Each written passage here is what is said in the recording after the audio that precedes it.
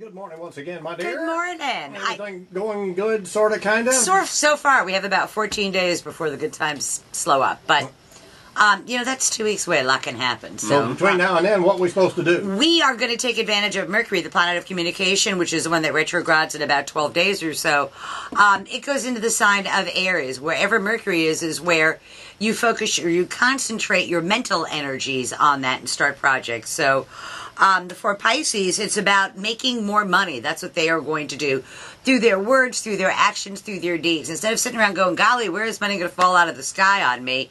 Pisces actually have to be proactive and create that. And so with a modicum of effort on their part, they can actually make more money using their thoughts, their words, or their deeds. For Aries, Mercury is in their sign, and they want to advance all of their own interests. Aries are normally the I, me. Now, you could talk about me sign of the zodiac, and they get even worse when Mercury is in their sign. And so for them, they're very busy trying to reinvent themselves and to convince other people of their sincerity and why they should get to run the show. For Tauruses, this is a very slow time of year for Taurus. Mercury will be in their 12th house, so Tauruses over the last 5 or 6 weeks or so put a whole bunch of projects into motion, and rather than continuing to put new things into motion, they need to stop, consolidate, and incorporate the things they put into motion over the last 6 weeks into their life, so it's integrated into their life. So get all that tax stuff done so that by the time Mercury goes retrograde, Pat will be all right. That's exactly right. It's exactly what I think. So okay. Good way to encapsulate that. For Geminis, Mercury is going to be in their 11th house of hopes, wishes, goals, and objectives. And for Geminis, it's going to take a group effort or a team effort to get the Gemini what it is that they have been trying to bring to be since last November and December, and maybe even as far back as a year ago in June. So, and they're going to rely on the help of their male friends rather than their female friends to do that. For Cancers, it's in their 10th house of career and public standing, and it's about professional recognition. And they need to be the ones that go up to the boss or the powers that be and go, hey, I've been real quiet, sitting in the background, quietly doing my job, and now I want some recognition for it. I want you to notice what it is that I am doing. Cancer is a mute sign represented by a creature that has no vocal cords.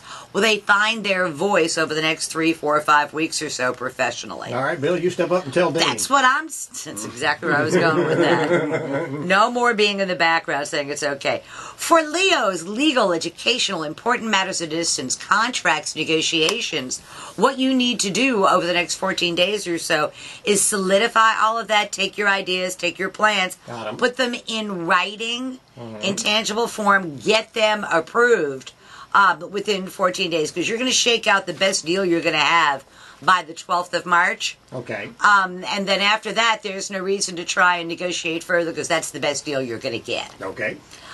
For Virgos, it's in their 8th house of other people's resources flowing their way. Virgos themselves don't make a ton of money, but the people they associate with, their partners, the people that they do business with do, and that money kind of trickles down to Virgo as well. Okay, good. So hang out with me a little bit. That's what I was thinking. That's exactly what I was thinking. Thinking maybe one of your sponsors will fall my way. For Libras, it's in their 7th house of partners. Libras and open enemies. Libras have to be very careful not to create enemies out of what could be perfectly good allies. And their partners have a say, where the partner has not really had a say for the last couple of months or so. Partners have a lot to say, and there's no shutting them up about it. So you may as well acquiesce. Yeah. For Scorpios, it is in their 6th house of work and health and responsibilities. And Scorpios can make strides, not a promotion, not an increase, but some obstacle that had been in the Scorpio's way gets out of the Scorpio's way. And then the Scorpio gets about 3 weeks to show everybody what they can do. And then at the end of that retrograde, they get that job permanently. So it's sort of like a trial kind of a thing for Scorpio. For Sagittarians, it's in their 5th house of love affairs, children, amusements, a good time. And so I think that it has a lot to do with children. And doing things for children and loved ones and creating something along those lines, whether they want to or not. For Capricorns, it's in their 4th house of a home, and they are going to be ambitious about spring cleaning, about clearing out debris that has been cluttering and building over the last year or so and getting rid of that.